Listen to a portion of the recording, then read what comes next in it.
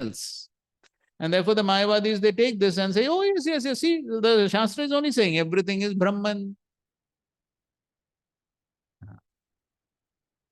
But then still one has to understand that there is a difference. Yes, everything is one, everything is Brahman, but still there is Shakti and Shaktiman. Okay. So that is how Matta Parataram na Anyat. Everything is Krishna. There is no superior truth other than Krishna, because everywhere are Krishna's energies. And because there is no difference between energy and energetic, everything is Krishna. And so therefore, there is no truth superior to Krishna. So Krishna is the cause of creation, he is the cause of destruction, and he is also the cause of maintenance. By entering into everything, he maintains everything. This is Aishwarya Gyan. This is the glory of Krishna's opulence, unlimited opulence.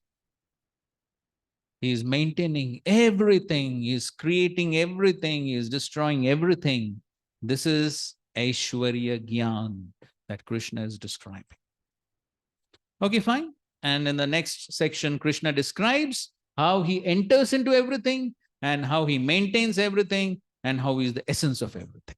So, to explain the tattva that he has described in the 7th verse, in the next section, he gives some examples. And that we will discuss tomorrow.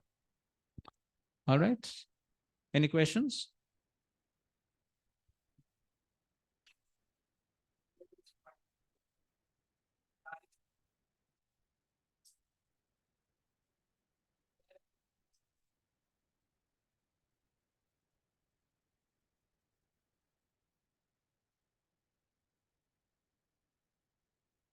So the main point is that yes, everything. So his basic question is that how we have said, okay, the example of car is Ford, but Ford is not the car is easy to understand. But that is how example helps us to understand a tattva.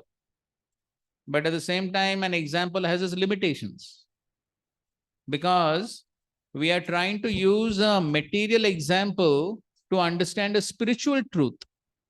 Because the spiritual truth is difficult to understand, the material example is helping us to understand, but it cannot be exactly an equivalent. It has its limitations. What is the limitation? The limitation is, in the case of Krishna, Krishna has inconceivable potencies, Achintya Shakti. And because of Krishna's Achintya Shakti, so it is not only that Krishna's energies are present everywhere, and there is no difference between energy and energetic. That Siddhanta is clear, correct? But at the same time, Krishna in his personal form is also present everywhere.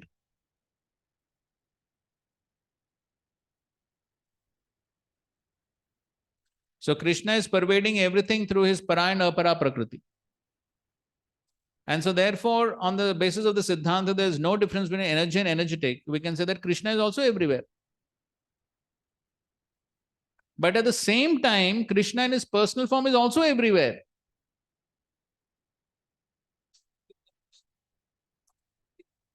Yes. So we accept that Krishna is everywhere. We accept that Krishna is the entire universe. But at the same time, there is a difference. At the same time, one cannot worship a stone or a tree and say this is equivalent to Krishna worship.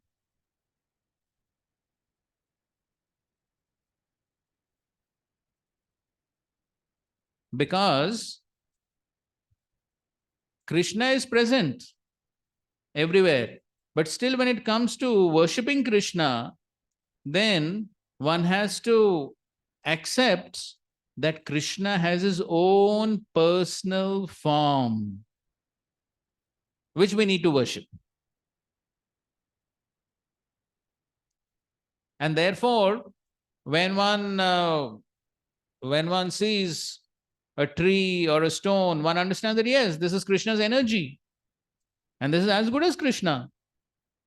If Krishna wants, Krishna can enter into the stone, and therefore the deity becomes Krishna. But at the same time, you cannot take any stone and worship as Krishna.